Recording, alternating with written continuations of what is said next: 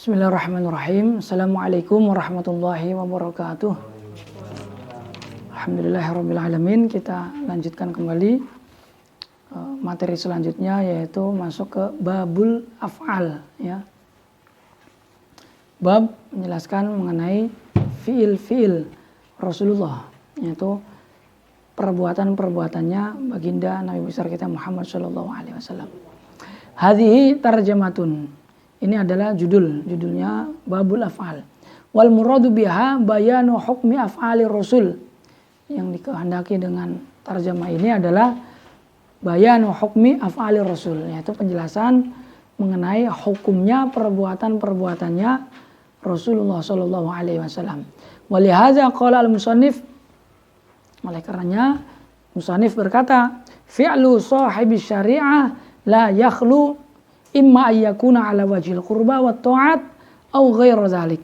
Nah, musannif berkata dalam matannya, matan waraqat, fi'lu sahibi syari'ah, perbuatannya sahibi syari'ah, yaitu Nabi Muhammad sallallahu alaihi wasallam, itu la yakhlu, tidak pernah sepi, imma ayyakuna ala wajhil qurba wa ta'at au ghairu dzalik.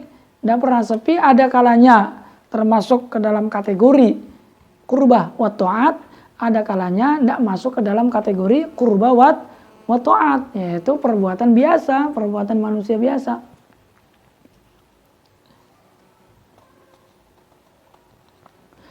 Nah, wal qurba wa ta'at bimakna wahid. Wal qurba wa ta'at bimakna wahid. Nah, qurba dengan ta'at itu maknanya sama. Fa in kana ala wajhil qurba wa ta'at fa in dalla dalilun ala al-ikhtisasi bihi yuhmalu ala al-ikhtisas kal wisal. Jadi ada dua kemungkinan. Ada kalanya perbuatan Nabi itu adalah wajhil qurba wa ta'at, ada kalanya tidak ala wajhil qurba wa ta'at. Nah, yang pertama, apabila perbuatan Nabi itu diarahkan kepada wajhil qurba wa ta'at atau termasuk ke dalam kategori wajhil qurba wa ta'at, maka apabila di situ ada dalil kekhususan, ya, ada dalil mengenai kekhususannya perbuatan itu dilakukan oleh Nabi, ya maka diarahkan kepada mana ikhtisos itu. Artinya ya khusus hanya Nabi yang melakukan, tidak boleh yang lainnya. Seperti kal wisol, seperti puasa wisol. Puasa wisol itu puasa yang menyambung hari yang pertama dengan hari yang kedua, tidak dibatalkan. Nah, itu yang boleh, paling lama-lamanya itu menyambung sampai sahur. Tapi kalau ninda 2 hari dia tidak berbuka, disambung di wisol. Nah, ini puasa. Nah, puasa itu kan ala wajhil qurba wa ta'at, ibadah. Nah, ini kita lihat kalau ada dalil tentang kekhususannya puasa wisol yang dikhususkan kepada Nabi, ya berarti hukumnya khusus untuk Nabi. Tapi kalau tidak ada dalil ikhtisosnya untuk Nabi, nah maka nanti di sini dihukumi ada hukum-hukumnya tersendiri. Kal wisol fi shaum fa inna sahabat lamma aradu al wisol nahahum sallallahu alaihi wasallam. Nah, di sini wisol ada dalil yang menunjukkan bahwa wisol ini khusus untuk Nabi. Mana dalilnya? Dalilnya adalah fi'lun nabinya sendiri, yaitu Nabi melarang para sahabat ketika para sahabat kepingin wisol. Nahahum sallallahu alaihi wasallam qala lastu kahayatikum. Kemudian Nabi bersabda, saya ini tidak seperti kalian, katanya. Jadi ya jangan niru saya.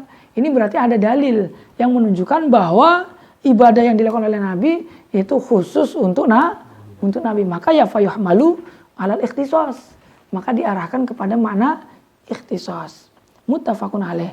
Nah, wa illam yadulla dalilun alal ikhtisasi bihi kat tahajjud la yukhassu bihi li'anna Allah ta'ala yaqul laqad kana lakum fi rasulillahi uswatun hasanah. Tapi kalau tidak ada dalil kekhususannya untuk Nabi seperti tahajud ibadah, salat, dan tidak ada kekhususan bahwa tahajud itu dilakukan oleh hanya dilakukan untuk Nabi saja, maka la yukhassu bihi, maka tidak bisa dikhususkan. Artinya diberlakukan untuk umum, yaitu untuk umat-umatnya juga. Karena Allah berfirman dalam Al-Quran, laqad kana lakum fi rasulillahi uswatun hasanah.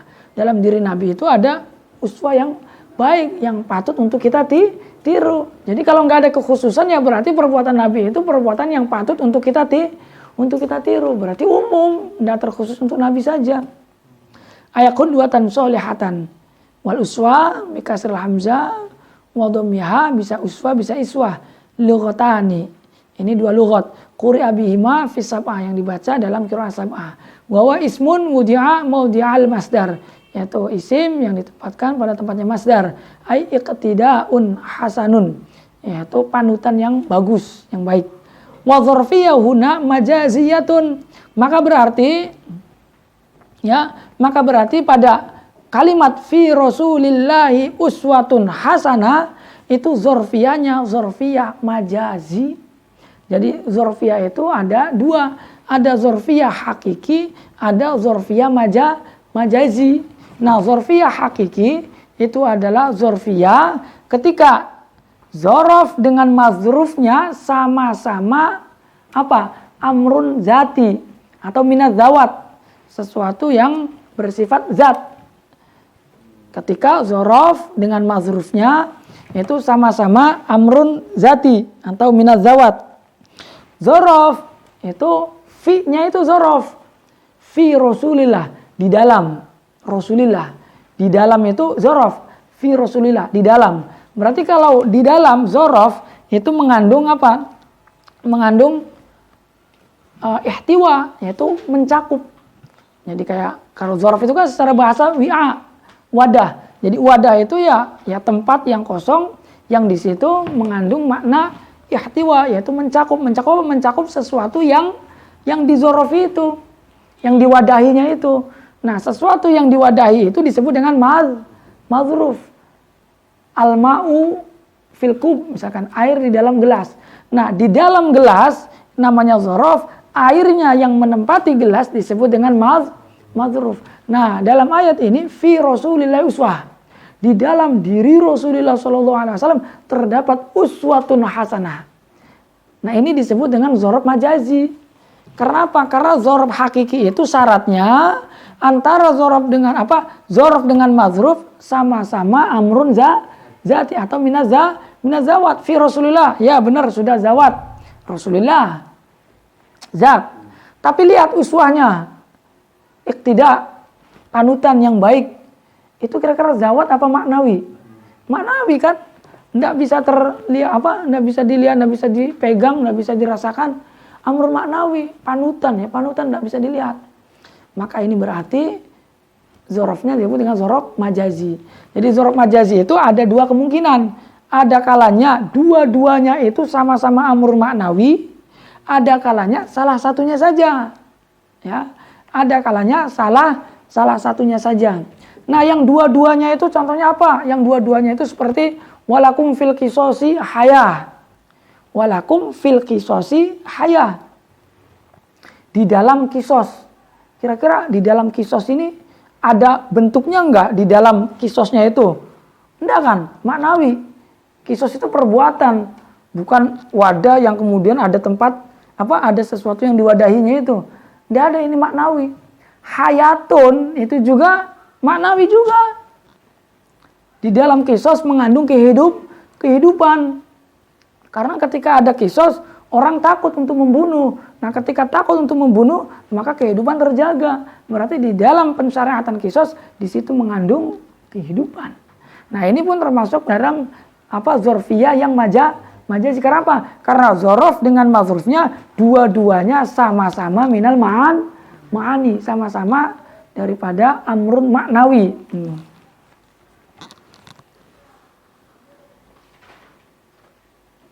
Atau salah satunya saja, yaitu contohnya seperti ini fi Rasulillah uswatun hasanah, atau al-muttaqun fi rahmatillah. Orang-orang yang bertakwa itu berada di dalam rahmatnya Allah. Nah, di sini fi rahmatillah berarti zorofnya yang maknawi, rahmat. Tidak ada bentuknya kan rahmat. Maknawi, hanya kita angan-angan saja, bisa kita pahami saja. Tapi mutakunnya itu zati, ya orang-orang yang bertakwa. Dan ini disebut dengan majazi juga. Karena apa? Karena salah satunya yaitu di zorofnya ini zorofnya adalah maknawi dan mazrufnya itu zati ya, mazrufnya itu zati. Nah, fi Rasulillah itu kebalikannya.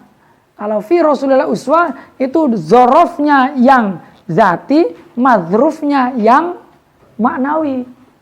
Jadi kalau yang majazi itu bisa dua kemungkinan, 3 bukan 2. Kemungkinan yang pertama dua-duanya maknawi.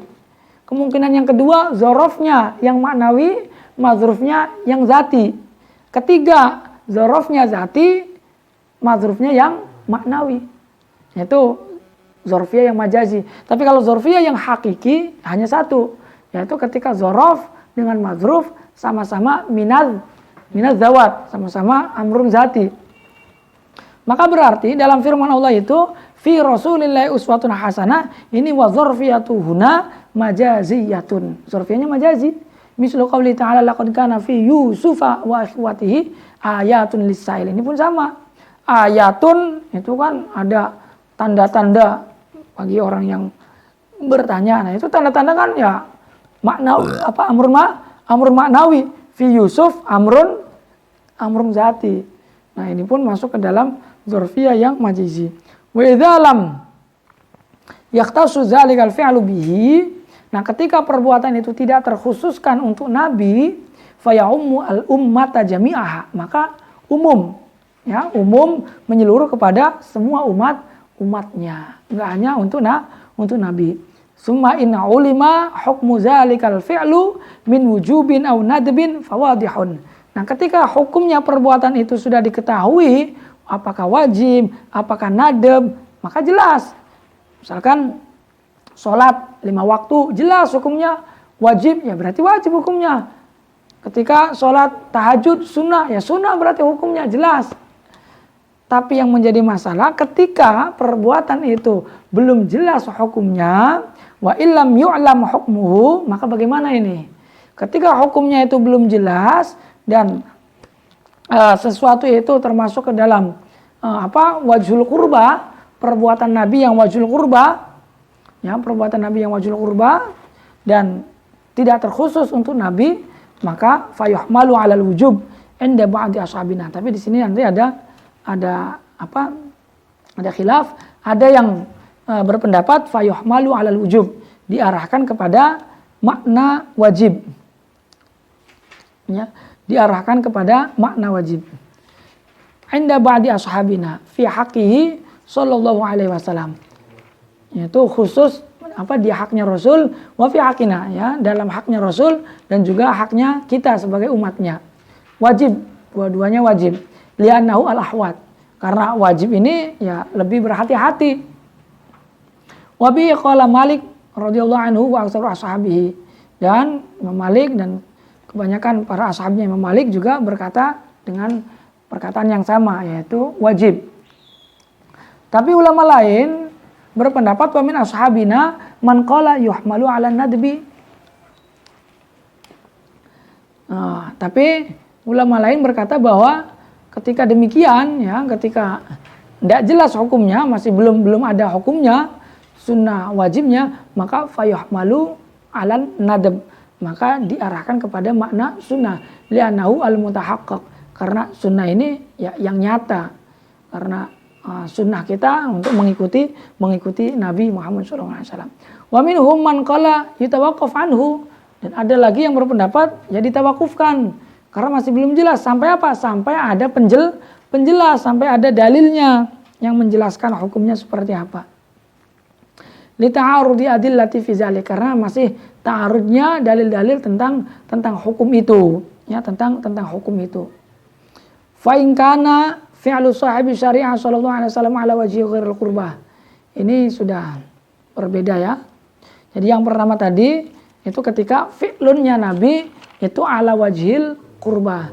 Ala wajhil qurbah, yaitu taat, ibadah, maka ada dua kemungkinan. Ada kalanya ikhtisos, maka fayuhmalu alal ikhtisos. Ada kalanya ghairul ikhtisos, maka fayaumu al ummata kullaha, maka umum kepada semua umatnya. Nah, ketika umum kepada semua umatnya, hukumnya apa? Hukumnya dilihat. Kalau hukumnya sudah jelas, wajib ya wajib, sunnah ya sunnah. Seperti sholat 5 waktu, tahajud, jelas hukumnya. Tapi kalau misalkan yang belum jelas, maka di sini ulama berbeda pendapat. Ada yang mengarahkan kepada makna wajib, ada yang mengarahkan kepada makna sunnah, ada yang mentawakufkannya sampai adanya dalil yang jelas menentukan hukum salah satunya. Karena masih li ta'arudil adillati fi dzalik. Karena dalam masalah itu masih ta'arud dalil-dalilnya. Masih kontradiksi satu sama lain. Nah, itu yang ala wajhil qurba. Nah, yang kedua itu ala wajhi ghairil qurba. Fa in kana fi'lu sahibi syariah ala wajhi ghairil qurba wa ta'at kal qiyam wal qu'ud wal akal wal syurab wan naum fa yuhmalu 'alal ibahah. Maka diarahkan kepada makna ibahah. Sehingga Imam Syafi'i pun kemudian mengeluarkan kaidahnya al aslu fil asya al ibaha hatta yadulla ad-dalilu ala tahrim. Karena apa? Karena bertendensikan berhujjah berdalil pada firman Allah, khalaqalakum ma fil ardi jami'a. Allah menciptakan semua apa yang ada di bumi ini. Nah, kalau Allah menciptakan semua apa yang ada di muka bumi ini, berarti ya Allah memperbolehkan. Khalaqalakum, Allah menciptakan semua yang ada di muka bumi ini lakum, untuk kalian semua. Nah, kalau Allah telah memberikan untuk kita, masa iya kemudian Allah melarang? Ya maka maknanya adalah boleh Allah menciptakan sesuatu untuk kalian, yang berarti untuk kita gunakan, berarti maknanya boleh. Sampai Allah melarangnya. Kalau Allah melarangnya baru haram, hatta yadulla ad-dalilu ala tahrim. Tapi mazhab Hanafi beda lagi.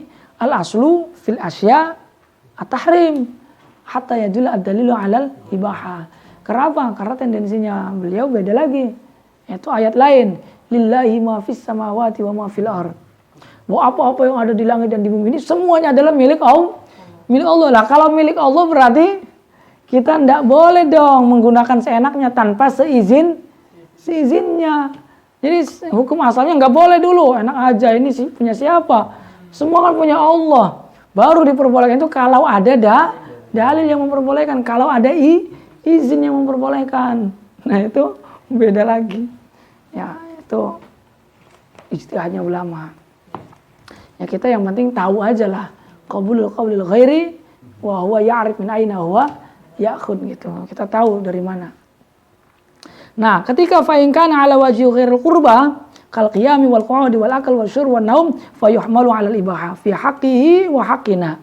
Haknya Rasul maupun haknya kita. Wa hadza fi aslil fi'li. Nah, makna ibaha, hukum ibaha ini fi aslil fi'li, ya, mengenai asal fi'ilnya, asal pekerjaannya, bukan sifatnya, bukan. Jadi sifatnya itu kaifiahnya lah gampangnya. Karena kaifiah kan orang beda-beda. Nabi makan kurma, iya makan kurma. Tapi kan makan kurmanya ada yang 3, ada yang 4, ada yang 2, ada yang 1. Atau Nabi wudu, atau ini yang contoh yang ghairul qurba ya. Contoh yang ghairul qurba misalkan qiyam, qu'ud. Nah, Nabi berdiri misalkan berdirinya bagaimana, tegak, ataupun ketika melangkahkan pakai tangan kaki kanan dulu, kemudian ketika masuk sesuatu yang mulia kanan, ketika masuk ke sesuatu yang najis atau yang hina pakai yang kiri dulu. Nah, itu sifat-sifatnya atau kaifiah-kaifiahnya, tata caranya. Tapi kalau aslul fi'linya, yaitu berdirinya, duduknya, makannya, surabnya, itu fayuhmalu 'alal ibahah. Tapi mengenai sifatnya, wa amma fi sifatil fi'li faqala ba'dul malikiyah yuhmalu 'alan nadbi.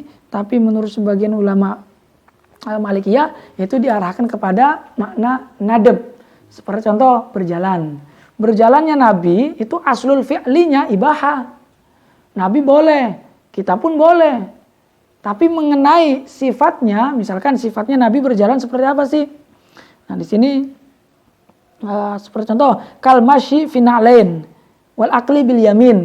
Nabi berjalan menggunakan sandal misalkan. Atau Nabi makan dengan menggunakan tangan kanan. Itu kan sifat. Tapi kalau aslul fi'linya, masyu'nya, aklunya, nah itu alal ibahah. Tapi kalau sifatnya, kaifiyahnya, tata caranya, prosedurnya, itu kalau kita pengen ngikuti Nabi persis, maka fayuhmalu alan nadab, sunnah. Wa yu'ayyiduhu ma wardu'an katsirin minas salaf minal iqtida'i bi fi zalik. Dan ini dikuatkan oleh riwayat-riwayat dari ulama-ulama salaf untuk mengikuti tata cara yang dilakukan oleh Nabi. Ya, wa qala ba'dhum yuhmalu 'alal ibahi aidan. Namun sebagian ada yang berpendapat ya diarahkan kepada mana ibahah juga, sama seperti aslul fi'linya. Wa 'ulima mimma dzakara al-musannif in hisaru af'alihi sallallahu alaihi wasallam fil wujub wan nadab wal ibahah. Maka dari yang apa telah disebutkan oleh musannif, kita akan mengetahui bahwa afalnya Nabi, perbuatan-perbuatan Nabi itu terbatas pada 3 hukum: wajib, nadab, dan ibahah. Ya, boleh. Fala yaqa'u minhu sallallahu alaihi wasallam muharram, maka tidak ada fi'lunnya Nabi yang apa? Yang hukumnya muharram karena li'annahu ma'sumun. Karena Nabi itu maksum, wala makruhun, wala khilaful aula, dan tidak ada yang makruh, juga tidak ada yang khilaful aula, liqillati wuqu'i zalika minal muttaqi min ummati. Karena apa? Karena yang muharram, yang makruh, yang khilaful aula itu jarang sekali, sedikit terjadi dilakukan oleh orang-orang yang bertakwa, apalagi baginda Nabi besar Muhammad sallallahu alaihi wasallam. Fakaifa minhu sallallahu alaihi wasallam. Bagaimana kalau dinisbatkan kepada Nabi? Berarti lebih tidak mungkinnya gitu ya. Itu af'alun Nabi. Babul iqrar. Iqrarnya Nabi. Wa iqraru sahibi syariah. Karena hadis itu kan ada qauli, ada fi'li, ada takriri. Nah, takrir ini ikrarnya Nabi. Jadi tidak semua hadis Nabi itu apa yang Nabi sabdakan atau apa yang Nabi kerjakan. Tapi ikrarnya Nabi kepada sesuatu kepada satu perkara itu pun bisa menjadi tendensi, bisa menjadi hujjah, bisa menjadi hadis. Nah, hadisnya disebut dengan hadis takriri. Nah, wa iqraru sahibi syariah sallallahu alaihi wasallam 'alal qauli as-sadir min ahadin bi hadratihi huwa aizalikal qaul qaulu sahibi syariah. Jadi ikrarnya Nabi kepada ucapan-ucapan yang keluar dari seseorang yang berada di hadapan Nabi, huwa qaulu sahibi syariah. Maka itu dihukumi seperti ucapannya Nabi sendiri. Jadi misalkan ada sahabat ngomong sesuatu, ngomong di hadapan Nabi, dan Nabi mendengarnya dan Nabi tidak mengingkarinya. Maka berarti ucapannya sahabat yang diucapkan di hadapan Nabi, Nabi mengetahui, Nabi tidak mengingkari, maka ucapan sahabat itu seperti hukumnya Nabi sendiri. Artinya bisa dijadikan hujjah. Contoh, kaiqrari sallallahu alaihi wasallam Abu Bakar Siddiq qaulahu ya'ta asal bil qatil liqatilihi. Seperti ikrarnya Nabi Muhammad sallallahu alaihi wasallam kepada Abu Bakar Siddiq dengan perkataannya atau perkataannya Abu Bakar ya'ta'u salbil qatil liqatilihi. Jadi Abu Bakar itu menetapkan keputusan dengan berkata ya'ta'u salbil qatil liqatilihi, memberikan salbil qatil liqatilihi, memberikan salab. Salab itu harta yang didapat atau rampasan perang dari hasil membunuh lawannya. Jadi ada ghanimah, ada juga sebutannya ada salab. Nah, kalau ghanimah itu adalah sesuatu yang diambil dalam peperangan, ya, dalam peperangan dengan apa? Dengan ala wajil qahri. Ya, dengan peperangan keras. Itu artinya dengan peperangan yang keras. Lagi perang berkecamuk. Kemudian setelah itu ada barang-barang yang tertinggal atau ada barang-barang yang tidak terbawa. Nah, kemudian diambil. Nah, itu namanya ghanimah. Nah, tapi kalau itu ya harta lawan, ya, harta yang diambil dari musuh tapi tidak ala sabilil qahri. Tidak ala sabilil qahri wal ghalabah. Artinya ghalabah ya memenangkan. Ya, misalkan ada markasnya lawan, kemudian pas lagi kosong, kemudian kita lewat tahu itu markasnya musuh, diambil misalkan. Kan tidak ada peperangan, tidak ada apa. Maka itu namanya fe. Nah bedanya kalau ghanimah nanti akan diyukhomas, akan dibagi 5, seperlima itu. Tapi kalau fe, enggak. Kalau fe, tidak. Nah salab beda lagi. Kalau salab sesuatu yang diambil dari lawan ketika lawan itu berhasil dibunuh. Min siyabin, wa alatin, wa malin, wa ghirzalik. Kita perang berhasil ngebunuh si A. Si A punya baju perang. Si A bawa pedang, si A bawa lainnya lah yang dipakaiannya itu, diambil semuanya, dibawa ke markas. Nah ini harta rampasan perang, dengan sebab kita berhasil membunuh musuh kita, itu kata Abu Bakar, kata sahabat Abu Bakar radhiyallahu anhu, beliau berkata bahwa harta-harta rampasan perang yang berhasil dirampas oleh pembunuhnya itu diberikan kepada pembunuhnya. Yaitu kepada yang berhasil membunuhnya itu. Tidak dibagi 5, tidak. Tapi khusus diberikan kepada qatilihi. Nah, Nabi ada di hadapannya. Nabi tahu. Nabi nggak mengingkari. Berarti Nabi ikrar. Ya, ikrar dengan apa? Dengan ucapan kebijakannya Abu Bakar. Nah, kebijakan-kebijakan, ucapan-ucapan yang diucapkan di hadapan Nabi dan Nabi mengetahui serta tidak mengingkari, maka itu sama seperti ucapannya Nabi sendiri. Ya. Nah demikian pun ikrar terhadap fi'lun, itu kan tadi ikrar kepada qaul. Nah demikian pun ikrar kepada fi'lun. Wa iqraru ay sahibi syari'ah 'alal fi'li as-sadir min ahadin bihadratihi ka fi'lihi. Demikian pun ikrarnya Nabi terhadap satu perbuatan yang dilakukan di hadapan Nabi dan Nabi mengetahui serta tidak mengingkari, maka perbuatan itu sama seperti perbuatan yang dilakukan oleh Nabi. Ya. Artinya ya dihukumi hujjah, boleh dijadikan tendensi. Ka iqrari sallallahu alaihi wasallam Khalid bin Walid ala aqlid dab. Seperti ikrarnya Nabi kepada sahabat Khalid bin Walid atas makan domnya. Jadi Khalid bin Walid ini makan dom, kemudian Nabi ada di hadapannya, Nabi mengetahuinya dan Nabi tidak mengingkarinya. Nah ini berarti menunjukkan bahwa makan dom itu hukumnya boleh, karena Nabi tidak mengingkari. Karena tidak mungkin Nabi kalau melihat kemungkaran kemudian diam. Jadi kalau ini makan dom ini tidak boleh, pasti Nabi itu melarang, tapi buktinya Nabi tidak melarang. Berarti ikrarnya Nabi kepada perbuatannya salah satu sahabat itu menunjukkan itu adalah ikrarnya perbuatannya Nabi sendiri, artinya boleh seperti perbuatannya Nabi sendiri. Wa dzalika li annahu sallallahu alaihi wasallam ma'sum an ayyuqirra ala munkar. Karena apa? Karena Nabi itu maksum dari mengikrarkan terhadap sesuatu yang mungkar. Karena kalau misalkan sesuatu itu adalah mungkar, pasti Nabi itu tidak diam, pasti Nabi itu melarang. Ya mungkin kalau misalkan itu haram kemudian Nabi diam saja. Karena Nabi itu maksum an ayyuqirra ala munkar. Itu ya. Paham ini ya. Wa ma fu'ila fi waqti zamanihi sallallahu alaihi wasallam fi ghairi majlisihi wa alima bihi wa lam yunkirhu fa hukmu ma fu'ila fi majlisihi. Nah, terus bagaimana kalau misalkan pekerjaan itu dilakukan di zaman Nabi? Artinya di zaman Nabi pada saat Nabi masih hidup, masih gesang. Fi ghairi majlisihi, tapi pekerjaan itu dilakukan fi ghairi hadrati. Kalau tadi kan fi hadratihi ya, di hadapannya. Kalau ini fi ghairi hadratihi, fi ghairi majlisihi. Tidak ada di hadapan Nabi, Nabi tidak ada di situ.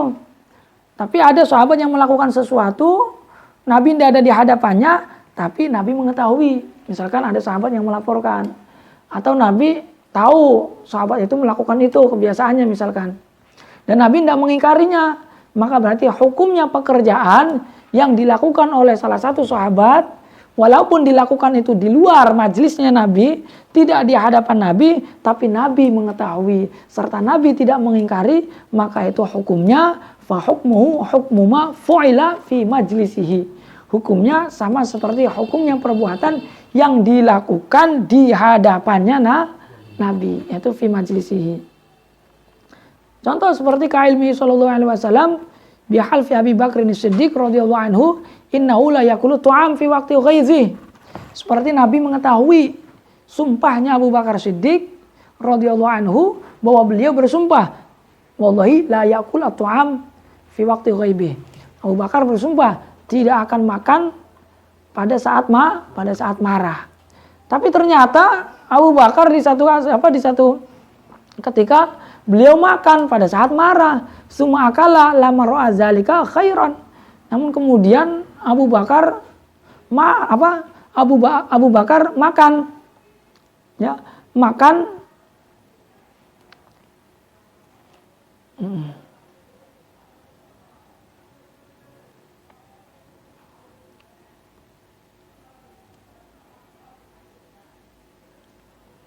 Ya, semua akala lama ra'a zalika khairan kama yuqalu min hadis Muslim fil at'imah.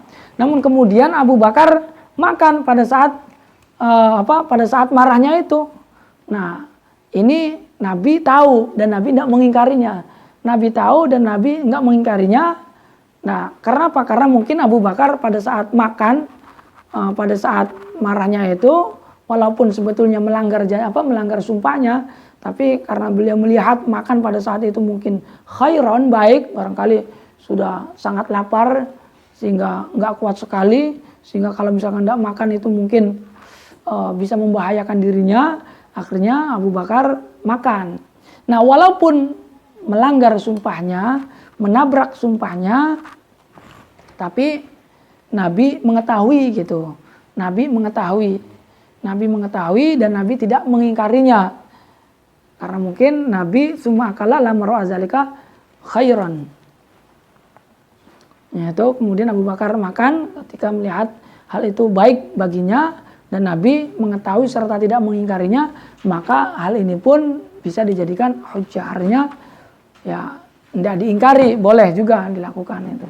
Asalkan itu syaratnya Nabi mengetahui dan tidak mengingkarinya. Wa kama yu'khadhu min hadis Muslim fil at'imah, sebagaimana diambil pemahaman dari hadis Muslim dalam bab at'imah, ya. Itu fi'lunnya Nabi, af'alun Nabi. Kemudian lanjut ke babun nasakh. Nasakh wa manaskhu fa ma'nahu lughatan al-izalah. Nasakh secara bahasa itu maknanya izalah. Yuqalu nasakhat asyamsu azilla. Matahari itu menghilangkan zil, menghilangkan bayang-bayang.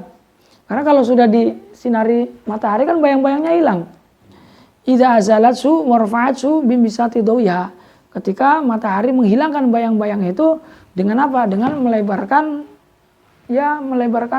cahaya-cahayanya itu. Ketika cahaya itu menyinari, ya maka bayang-bayang hilang. Wal izala war rafa'u bimana wahid. Izala dengan rafa' itu maknanya sama. Wa qila ma'nahu an-naql min qaulihim nasakhtu ma fi hadzal kitab ay naqaltuhu. Ada pendapat lain yang mengatakan bahwa nasakh itu maknanya nakal, memindah.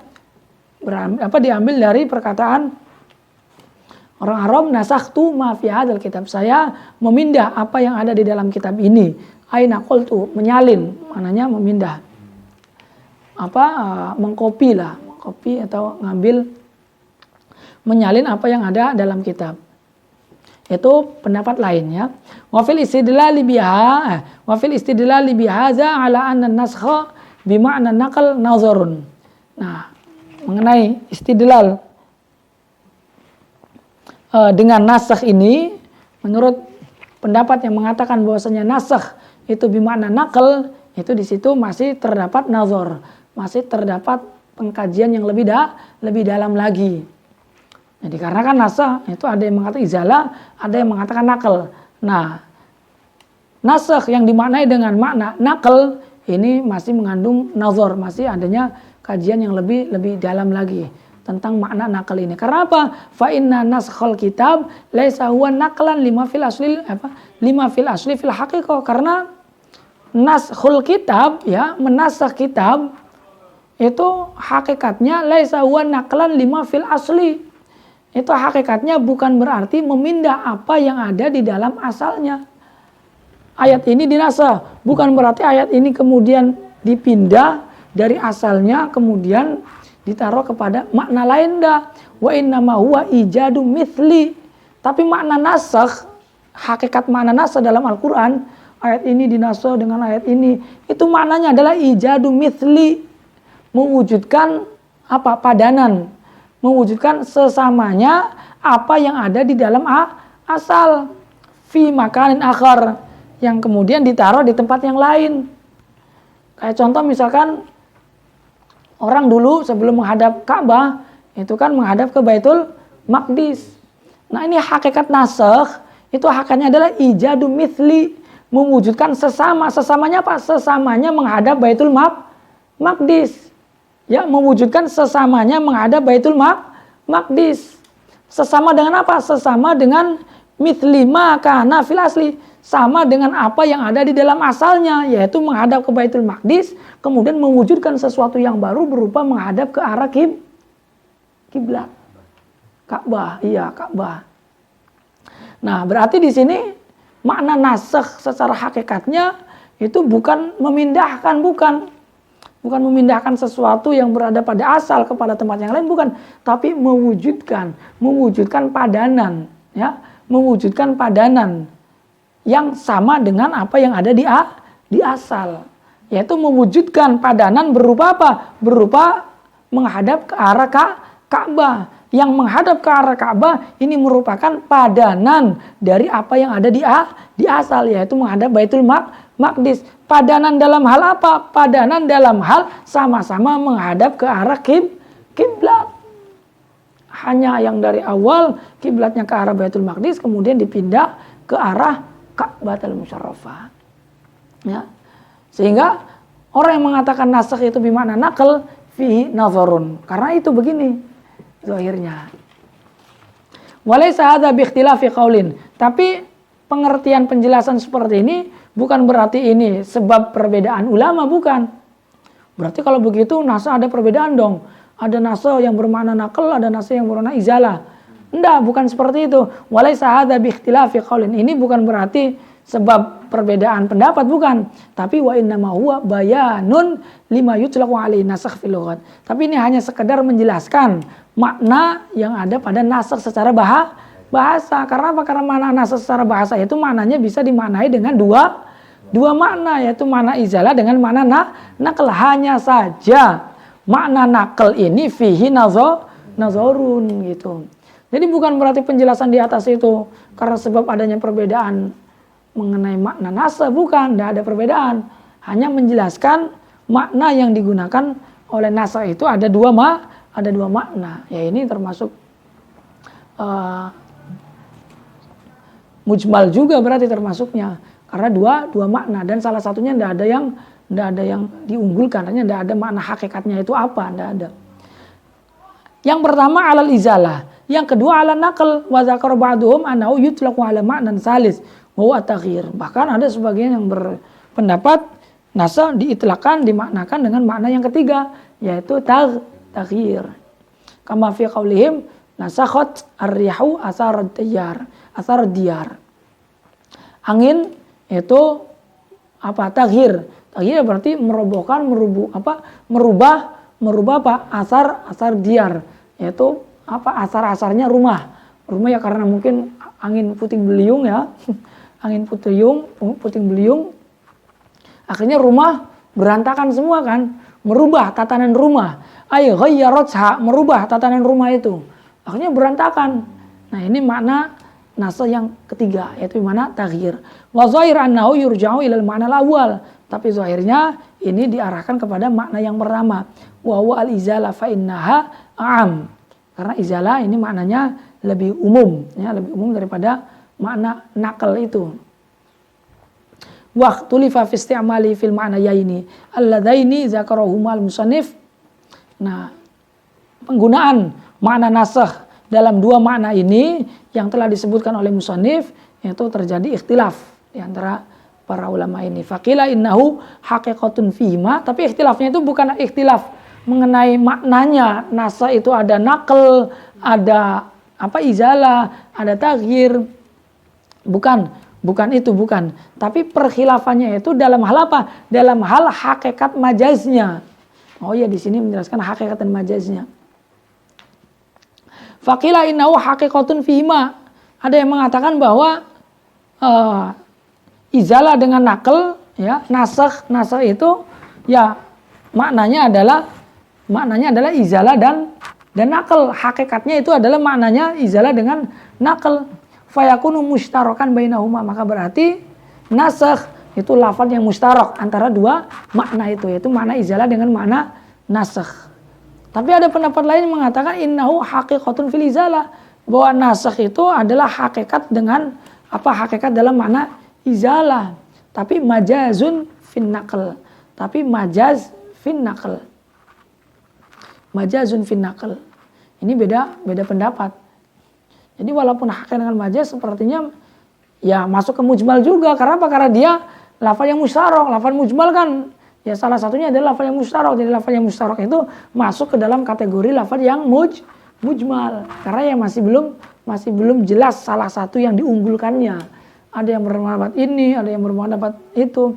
Beda dengan hayawan muftaris yang sudah jelas makna hakikatnya adalah hayawan muftaris itu. Wa qila innahu haqiqatun fil izalah majazun fin naql. Wa dzakara ba'dhum qaulan salisan innahu haqiqatun fin naql majazun fil izalah. Ada pendapat yang ketiga bahwasanya nasakh adalah hakikat dalam makna naql, majaz dalam makna izalah. Wa huwa ba'id, tapi ini makna jauh dari yang benar. Wahaduhu ay makna al istilahi syar'i. Adapun mengenai makna nasakh yang istilahi syar'i huwa al khitab ad-dal ala rafil hukmi ats-tsabit bil khitab al-mutaqaddim ala wajhin laulahu lakana tsabitan ma'a tarakhihi anhu. Nasakh secara istilah adalah khitab, ya, khitab yang menunjukkan pada hilangnya hukum, khitab yang menunjukkan pada hilangnya hukum, yang hukum ini dulunya tetap, ats-tsabit bil khitab al-mutaqaddim. Hukum yang tetap dengan khitab yang terdahulu. Ala wajhin laulahu lakana tsabitan ma'a tarakhihi anhu. Yang memberikan konsekuensi apabila tidak datang khitab yang kedua ini, yaitu yang nasikhun, yang menasakh, maka sungguh hukum yang pertama itu sabitan, masih tetap berlaku.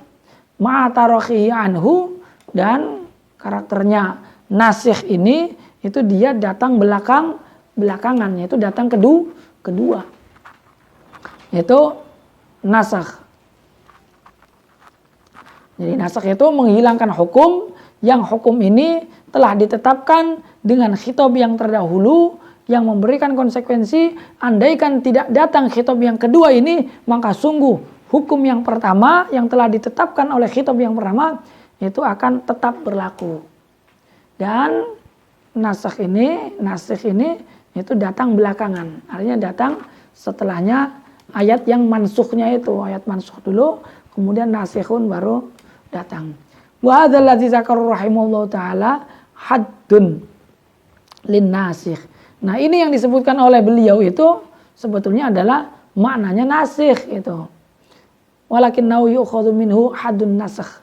Tapi dari makna nasikh itu kemudian diambil pemahaman untuk mendefinisikan makna nasakh.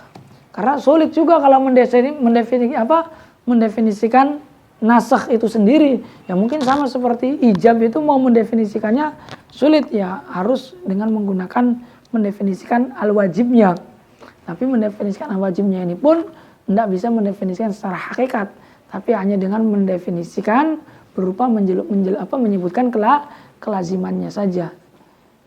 Jadi definisi al-khitab ad-dal ala rafil hukmi itu adalah definisinya nasikh, definisinya ayat yang menasakh. Walakinnahu yu'khadhu minhu haddun nasakh. Akan tetapi dari makna nasikh itu atau dari definisi nasikh itu diambillah definisi nasakh. Wa annahu raf'ul hukmi tsabit bi khitabin mutaqaddim bi khitabin akhar, yaitu nasakh adalah menghilangkan hukum yang telah tetap dengan khitab yang terdahulu, dihilangkan dengan khitab yang akhir, yaitu khitab yang kedua, yang konsekuensinya laulahu lakana sabitan, yang andaikan khitab yang belakangan ini tidak ada, maka sungguh hukum yang pertama yang telah ditetapkan dengan khitab yang pertama itu sabitan, masih tetap berlaku. Ma'ata rohihi anhu, serta kedatangan khitab yang kedua ini datangnya belakangan, yaitu kedua setelah khitab yang pertama atau yang mansukhnya. Wa na'ni bi raf'il hukmi raf'u ta'alluqihi bi fi'il mukallaf. Nah, yang dimaksud dengan raf'ul hukmi ya, ala raf'il hukmi al-khitab ad-dal ala raf'il hukmi, menghilangkan hukum. Itu maksud daripada menghilangkan hukum adalah menghilangkan ta'alluqnya hukum dengan fi'ilnya mukallaf. Hubungannya hukum dengan fi'il mukallaf itu dihilangkan. Fa qauluna raf'ul hukmi, maka ucapan kita raf'ul hukmi, menghilangkan hukum, itu adalah jinsun yashmalu an-naskha wa ghairuhu kama sayati bayanuhu. Maka ini adalah jenis yang memisahkan, yang mencakup pada nasakh dan yang lainnya selain daripada nasakh, sebagaimana yang akan dijelaskan nanti. Wa qaluna ats-tsabit bi khitabin. Nah, ucapan ats-tsabit bi khitabin yaitu khitab yang menunjukkan pada hilangnya hukum yang telah tetap. Nah, yang telah tetap ini telah tetap dengan khitab yang terdahulu. Berarti ditetapkan oleh khitab yang pertama. Ini faslun yakhruju bihi raf'ul hukmi ats-tsabit bil bara'ah al-asliyah. Maka ini adalah fasal atau qaid yang mengeluarkan pada apa? Raf'ul hukmi, tapi sabitnya bukan sabit bi khitabin, bukan, tapi sabitnya dengan sabit bil bara'atil asliyah. Bara'atil asliyah itu apa? Terbebas secara asal, yaitu sebelum adanya taklif. Sebelum adanya taklif itu masih dalam keadaan bara'atul asliyah. Anak kecil atau sebelum datangnya syariat agama Islam itu masih bara'atul asliyah. Tidak ada kewajiban apa-apa, tidak ada kewajiban untuk taat, tidak ada kewajiban untuk menghindari kekafiran, tidak ada apa-apanya, tidak ada kewajiban apa-apa. Ini masih dalam keadaan bara'atul asliyah. Nah, ucapan raf'ul hukmi ats-tsabit bi khitabin yaitu menghilangkan hukum yang hukum ini telah ditetapkan oleh khitab yang terdahulu atau khitab yang awal, ini mengecualikan menghilangkan hukum dengan khitab berupa bara'atul asliyah. Bukan khitab sih, bara'atul asliyah itu yang sendiri, yaitu keterbebasan secara asal, yaitu sebelum dia tertaklif. Sampai tuh di sini al-bara'atul asliyah huwa an-nadhimma qabla wurudi syar'i bari'atun. Jadi tanggungan sebelum datangnya syariat itu bara'ah, terbebas minat takalif dari beberapa tuntutan hatta yasbuta an-nas awid dalil, sampai ada nas atau dalil. Jadi bara'atul asliyah itu ya sebelum datangnya apa? Datangnya syara, sebelum datangnya syara. Atau ya anak kecil pun masih bara'ah sih sebenarnya. Kenapa? Karena belum tertaklif, itu belum ada khitab. Karena belum terkhitobi, anak kecil belum terkhitobi. Nah, ini berarti mengecualikan dengan qauluhu as-sabit bi khitabin. Maka ay adamu taklif bi syai'in, artinya tidak tertaklif oleh sesuatu. Fa innahu laisa binaskhin. Maka bara'atul asliyah ini enggak bisa dikatakan nasikhun lima ba'dahu, enggak bisa menasakh atau enggak bisa menasakh lima qablahu, enggak bisa menasakh sebelumnya Anda. Idlau kana naskhan kana syari'atu kulluha naskhan fa inal faraid kulluha kas-shalah wa zakat wa shaum wal hajj raf'un lil bara'atil asliyah. Karena kalau misalkan bara'atul asliyah itu dikatakan nasakh ya, dikatakan nasakh, maka berarti syariat semuanya, syariat agama Islam semuanya itu berarti semuanya itu dinasakh atau semuanya itu nasakh, semuanya itu nasakh. Fa inal faraid kulluha kas-shalah, karena semua kefarduan-kefarduan, kewajiban-kewajiban seperti sholat, zakat, puasa, haji itu semuanya raf'un lil bara'ah al-asliyah. Itu semuanya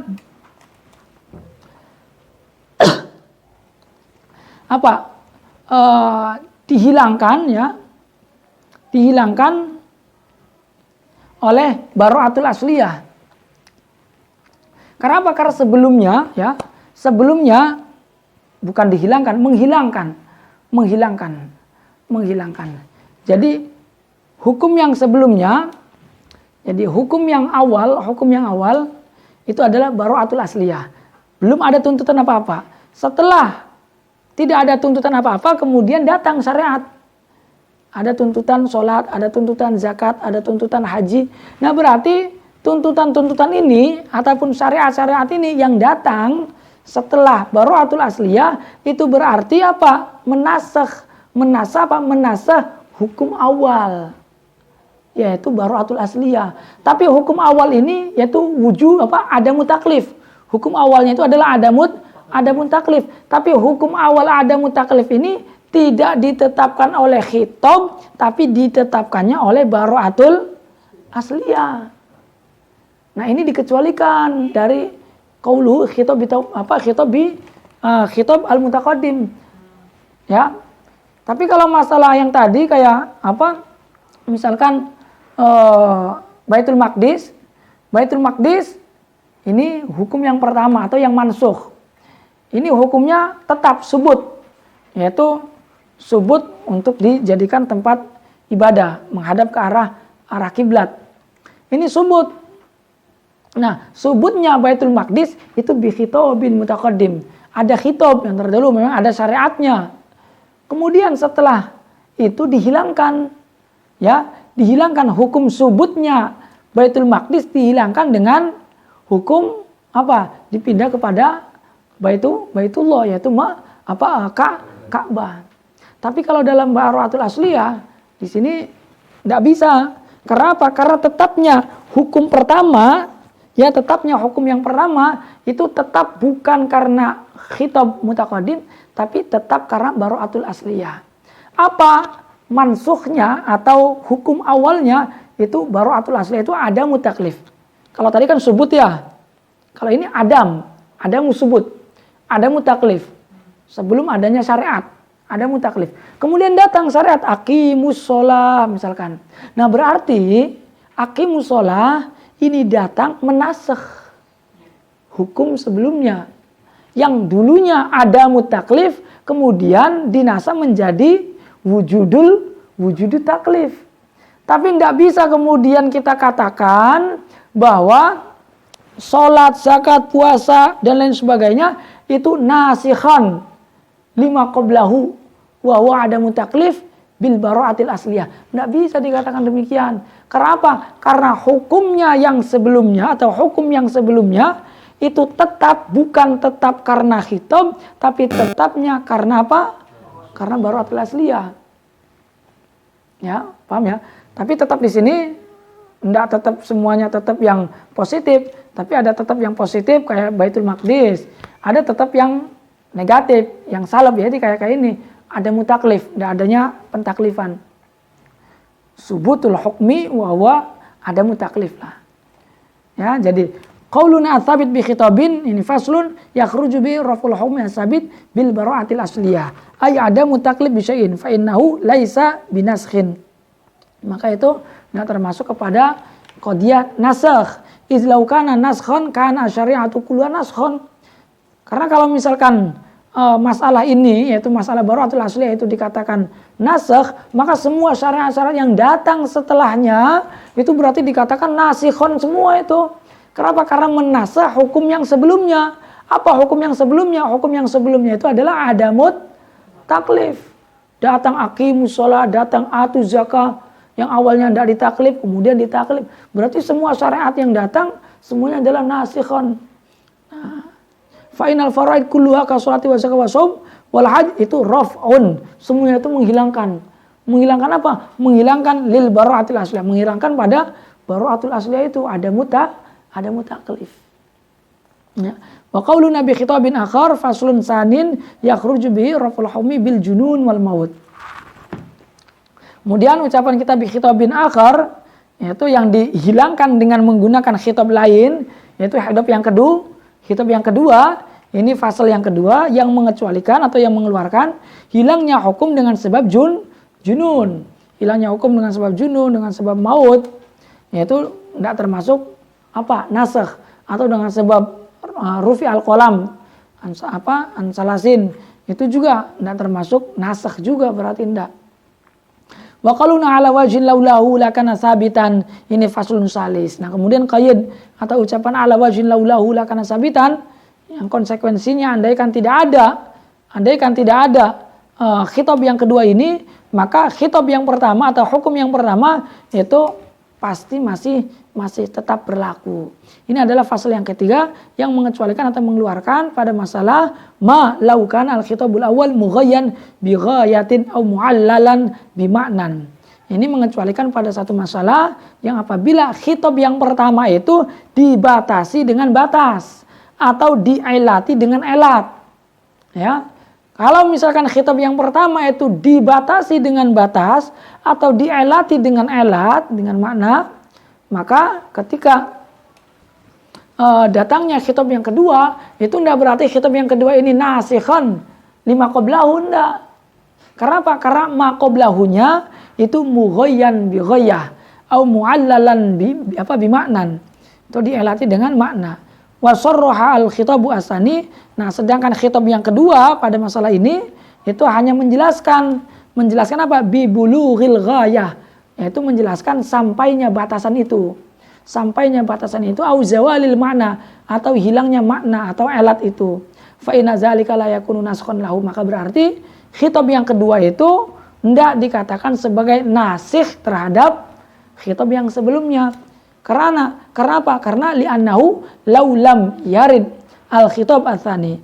Andaikan khitab yang kedua itu tidak datang, ya, yang menunjukkan akan pada makna itu, yaitu makna bulughil ghayah au zawalil makna, lam yakun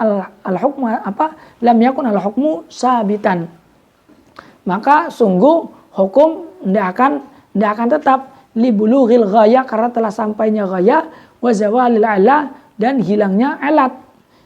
Karena kalau nasakh itu kan konsekuensinya laulam yarid al-khitab atsani, kalau nasakh yang sesungguhnya itu konsekuensinya apabila khitab yang kedua ini tidak datang, maka khitab yang pertama sabitan.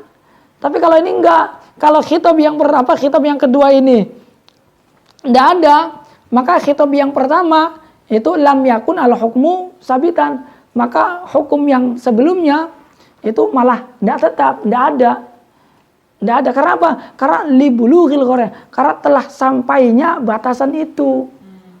Nanti contoh lebih jelas lagi ya. Libulughil ghayah au zawalil alat, karena telah sampainya batasan itu. Contoh seperti ya ayyuhalladzina amanu idza nudiya lis-sholati min yaumil jum'ati fas'au ila dzikrillah wa dzarul bai'. Di sini fatahrimul bai' mughayyan, ya, mughayyan ini yang pertama, atau mu'allalan nanti yang kedua. Mughayyan, fatahrimul bai' mughayyan binqida'il jum'ah. Maka diharamkannya jual beli di hari Jumat ini mughayyan, dibatasi dengan apa? Binqida'il jum'ah, dengan berakhirnya Jumat, yaitu telah selesai sholat Jumatnya. Idza nudiya lis-sholati min yaumil jum'ati fas'au ila dzikrillah wa dzarul bai'. Nah, itu larangan jual beli. Tapi larangan jual beli pada khitab yang pertama itu mughayyan bi ghayah. Itu dibatasi dengan batas. Nah, apa batasannya? Batasannya itu dilarang melakukan jual beli sampai sholat itu selesai. Nah, sampai sholat itu selesai dijelaskan oleh khitab yang kedua. Nah, khitab yang keduanya itu apa?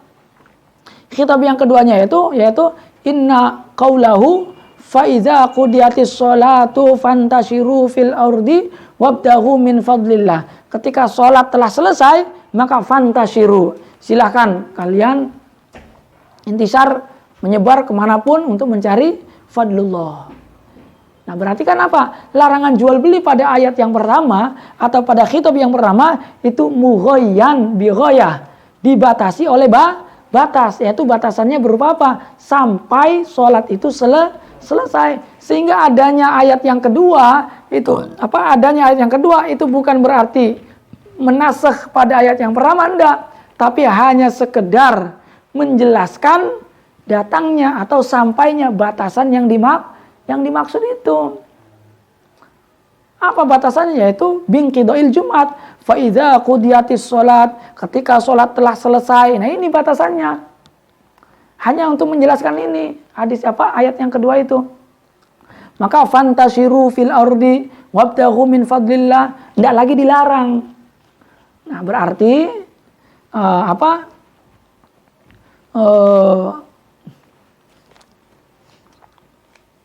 mana tadi?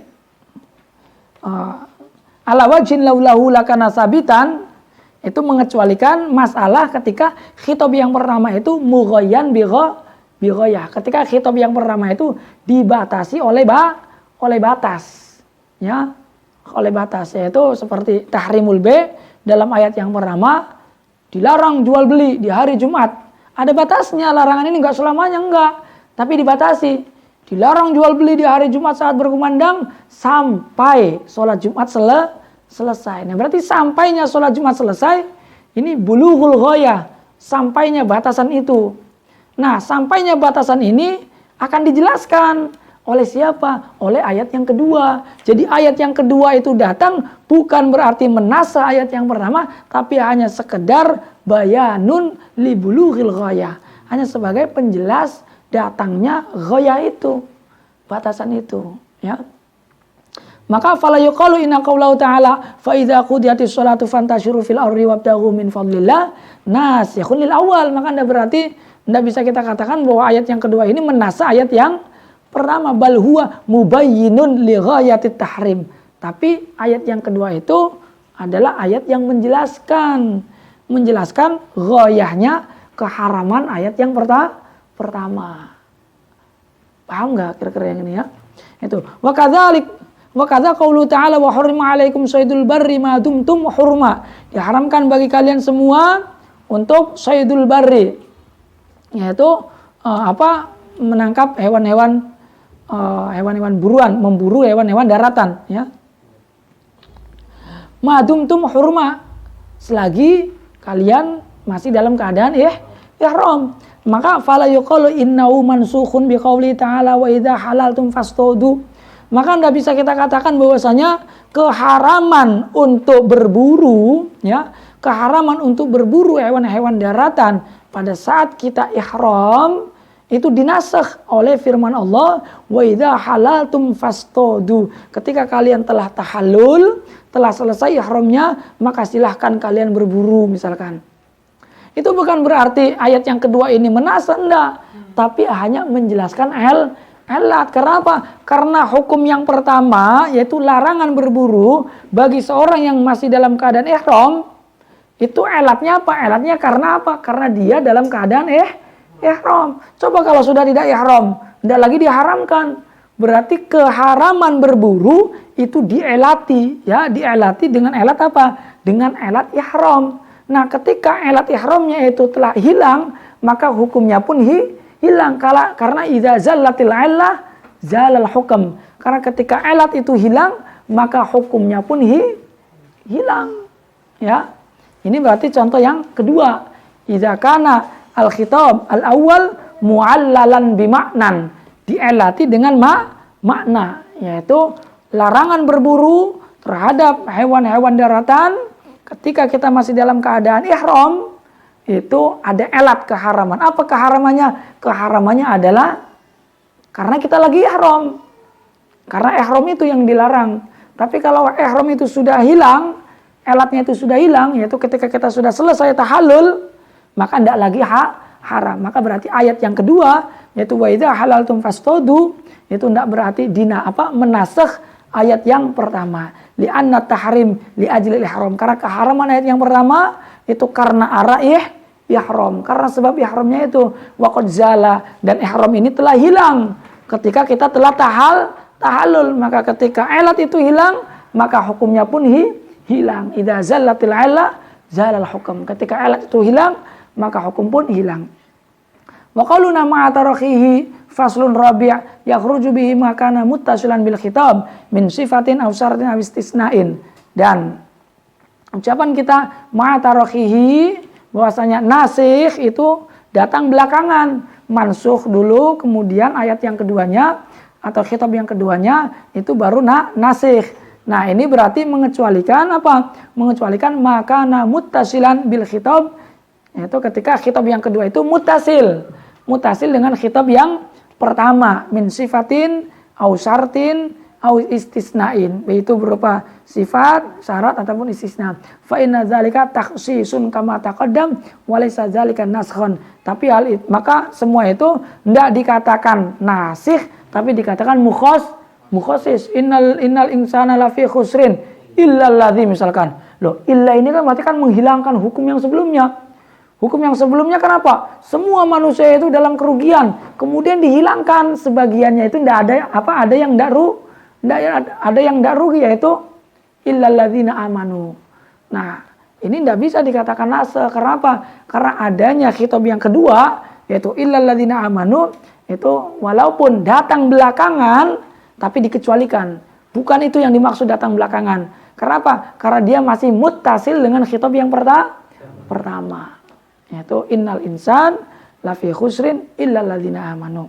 Maka itu tidak dikatakan nasikhon, tapi dia dikatakan mukhassis, sebagaimana yang kita ketahui pada penjelasan tentang taksis atau khas. Walaysa dzalika naskhon, dan itu bukan dikatakan nasikh, ya.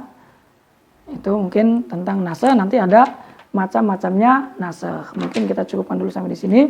Anwa'un nasikh wa ma ba'dahu wallahu a'lam bishawab. Al-Fatihah. A'udzubillahi minasyaitonir rajim.